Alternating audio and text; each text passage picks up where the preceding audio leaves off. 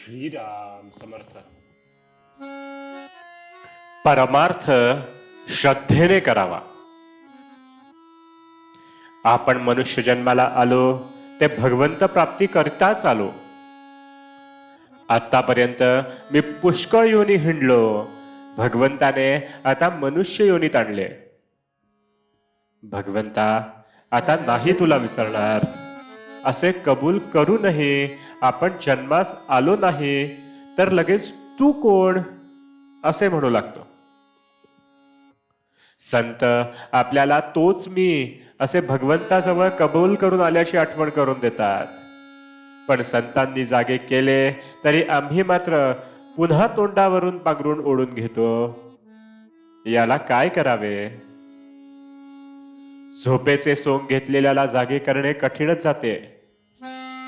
पुष्कळ तीर्थयात्रा केल्या पण होतो तसाच राहिलो. यात दोष गंगेचा का माझा? गंगेच्या काठी कितीतरी लोक येतात, स्नान करतात, पूजा अर्चा करतात. मग हे कलियुग आहे असे कसे म्हणावे असे एकाने म्हटले. त्यावर दुसरा म्हणाला, याचे प्रत्युत्तर समोरच दाखवतो. समोर एक रक्तपिती माणूस बसला आहे. त्याला जो पापी नसेल त्याने कवटाळावे म्हणजे त्याची रक्तपिती जाईल. पण एवढे होईल की जर कवटाळणारा पापी असेल तर त्याला त्या माणसाची रक्तपिती होईल.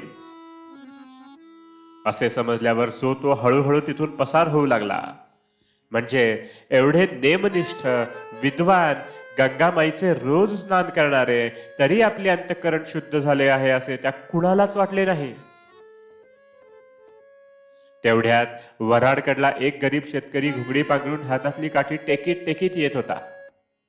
त्याची निष्ठाच अशी की गंगेत स्नान केले की सर्व पापे नष्ट होतात. त्याने गंगेत बुडी मारली आणि वर येऊन त्या रोग्याला कडकडून भेटला आणि आश्चर्य म्हणजे त्या रोग्याचा रोग एकदम बरा झाला. असे हे जे गोरगरीब भोळे भाळे लोक त्यांच्याजवळ अंधश्रद्धेने जे येते ते मोठ्या विद्वानांनाही साधत नाही.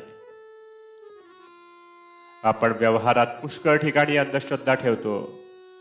घरून कचेरीला निघताना वेळेवर आपण पोहोचू अशी अंधश्रद्धा आपली असतेच.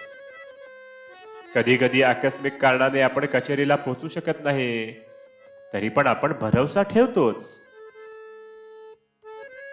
व्यवहारात आपण एकमेकांवर जेवढी निष्ठा ठेवतो तेवढी जरी भगवंतावर ठेवली तरी भगवंत आपल्याला समाधान देईल.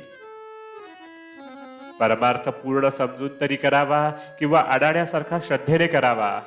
पण आपण आहोत अर्धवट, म्हणजे पूर्ण कळलेले नसून आपल्याला ते कळले आहे असे वाटते. अशा माणसाला शंका फार आणि त्याचे समाधान करणेही फार कठीण जाते. अमुक एक खरे आहे असे कळून सुद्धा ज्याला आचरणात आणता येत नाही तो मनुष्य खरा अज्ञानी. जे अनुभवाने सुधारले तेच शहाणे भले. आजचे बुद्धवचन, परमार्थामध्ये अंधश्रद्धेची मुळीच गरज नाही पण तेथे श्रद्धेशिवाय मुळीच चालायचे नाही. जानकी जीवन स्मरण. जय जय राम.